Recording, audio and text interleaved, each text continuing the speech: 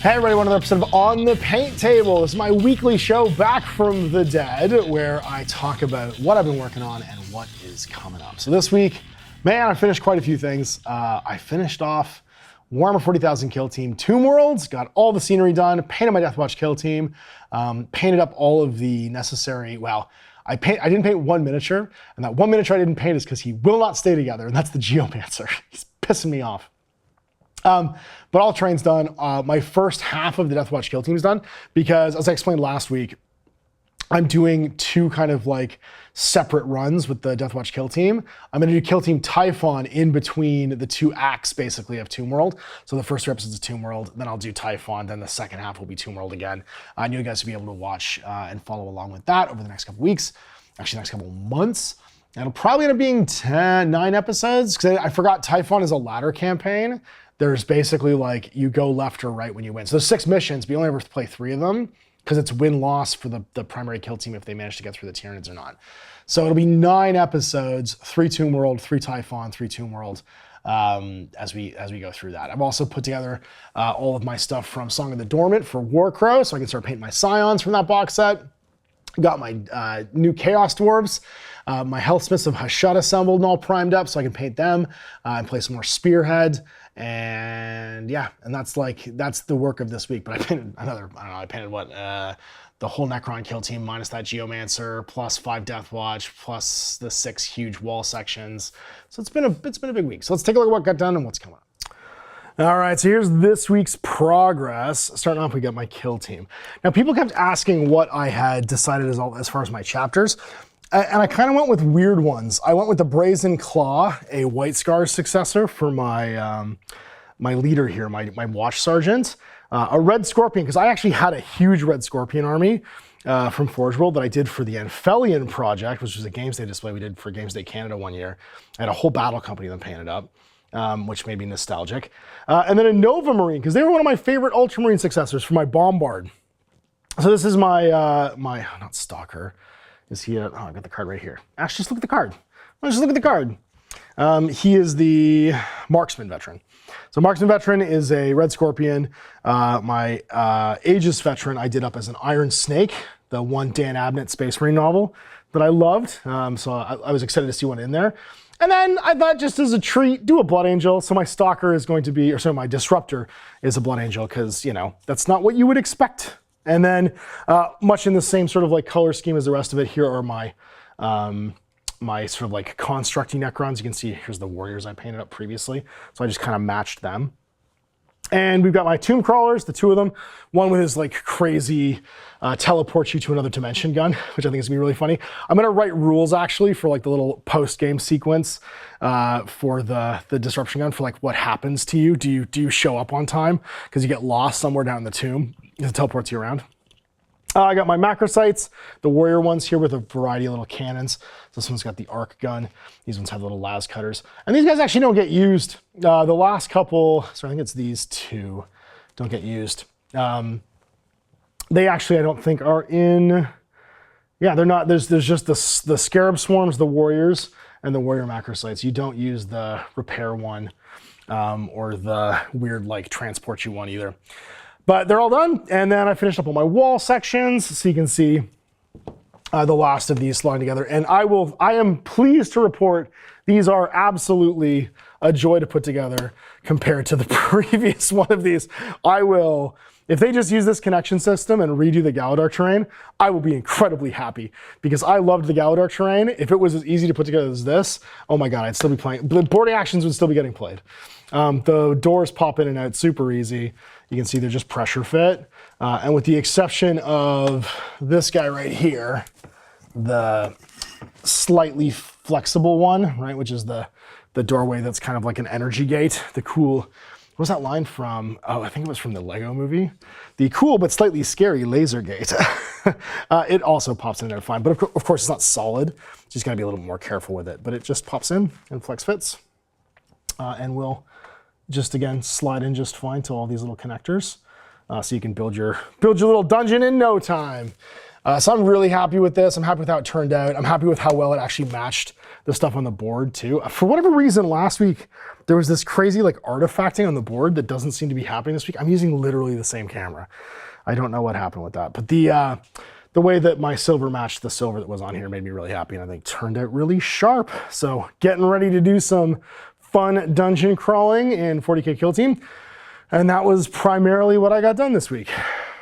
So let's talk about some stuff that's coming up. We got our HELSMITHS of Hashut. This is the spearhead that I got all built and primed. I actually used the same rattle can metallic as I used as the final layer base coat on the Necron walls I used on these guys. So it's a base coat of lead belcher, and then a zenithal with, and I keep forgetting the can down my little paint layer, so I can't show it to you, but it's a Rust-Oleum metallic. And this just saves a bunch of time. I actually left the crew off of the bombard, just in a little sub-assembly to make them a little bit easier to paint. And these guys should be relatively quick and easy to do. It's all green fire on that great sort of like machine Taurus here. I can't remember what he's called, but my Demon Smith and no, not Demon Smith, he's the other one, the war guy, Man, I want to call all of these things old Chaos Dwarf names, and it's hurting my brain that I can't. Regardless, they'll be quick paints because it's like a huge amount of armor on these guys, and it's just gonna be going through, base coating all the cloth, using a series of like washes, probably brown and black washes. I might make my own actually, which I did with the Necrons. Using a variety of different like inks, colors, contrast paint, and then gloss varnish just to up the surface tension on it. But these should be a quick paint. I can get them banged out as fast as the Necrons for the most part, because there's not a lot of exposed skin to do and exposed beard. It's a lot of like metals, throwing down bronzes, base coating, and then letting the wash do all the work. And that's my Scions for Warcrow I'm working on. I got all my Song of the Dormant stuff built up here. My Breath, my Needle, my new character progenitor, Master Anku, something evil, big demon man. And then the rest of my stuff from the Warcrow Adventures pack that I'm mixing together with it. So my Intact, I'm actually gonna use 2 of them with 2 of the Song of the Dormant ones to use them as like leader types. And that way I've got 2 full units of 4 with a variety of poses mixed in. So the static single pose models will get blended in with the not posed models, or sort of like the dynamic models, and make the units a little bit more interesting. And I'll probably color code them with like back banners and stuff just to make them a little more like separated out. This is the elf character, the little hunter guy, the weird like Lovecraft flesh monster. I can't remember, it's like Noir Dubu or something like that. And then the spirit elves, the little ghosts in the armor, I can't remember the name of them, but they're one of the elite fighting units that's mostly spirit. It's kind of like a smoke monster inside some animate armor. It's little bed knobs and broomstick style. And that is what is coming up right now. And I'll show you my pile of stuff I've yet to build.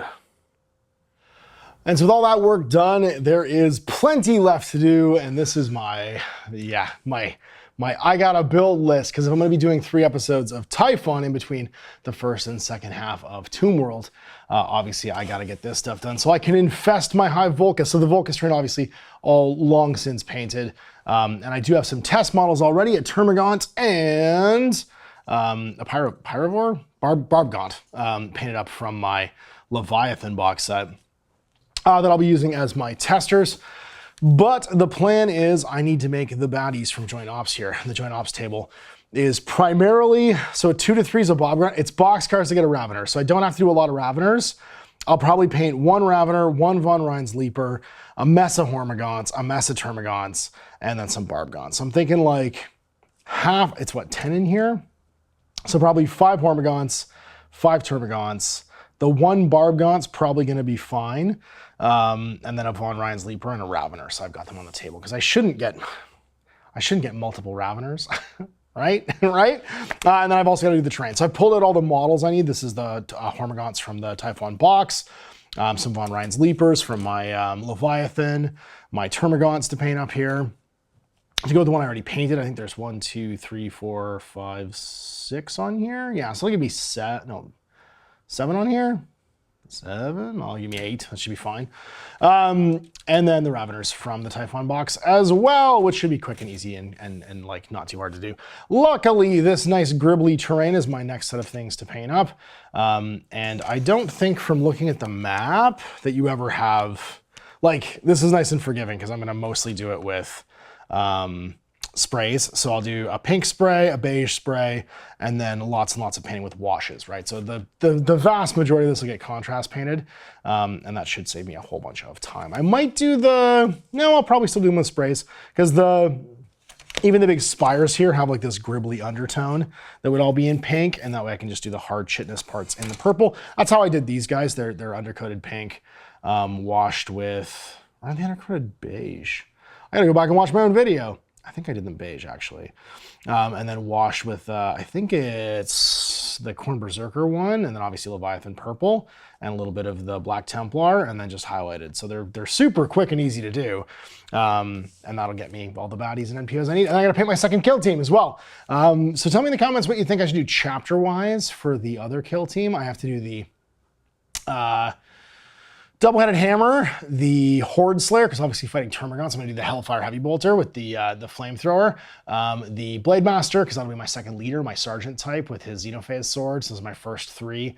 And then the Head Taker, because that's the alternate for the Phobos Marine, and the Gunner, the guy with the Plasma Gun. The Incinerator Marine will be my 5. So tell me what chapters and what guy.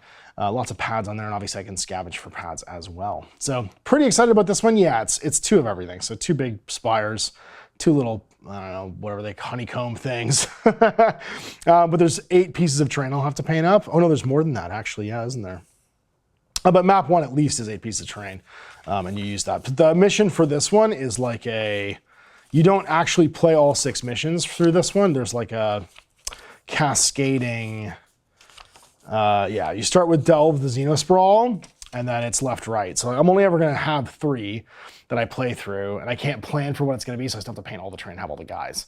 But we'll just go down and up. And what I'll probably do is just paint like a generic amount of NPOs, and then if I'm running a models, I'll just kick to the next nearest on the dice roll, so up or down to the next level and have that NPO show up. So it should be nice and easy.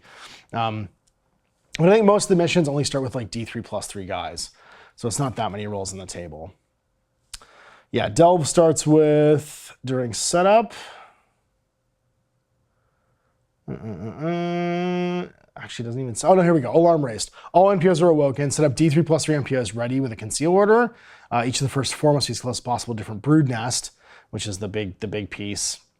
Or underbrood mound are, so this thing and this thing. And each ready step, roll 1d6 for each brood nest. On a 4+, set up 1 NPO as close as possible. So yeah, they just keep on spawning, but it's like with 4 to 6 guys to start off with, so it's not that many models. And then if all brood nests and underground moods are searched with a search drone, the battle ends and the players win. When 3 full turning points have been completed after the alarm is raised, in which the alarm is raised doesn't count, and every player operates incapacitated, the battle ends. So that's the first one we're gonna have to do, and I gotta get all the stuff ready to do it. So there we go, another on the paint table done, lots of things cooking. As is tradition, you'll get to see some kill team next week. Thanks for watching. Thanks, Mash. Have a good one.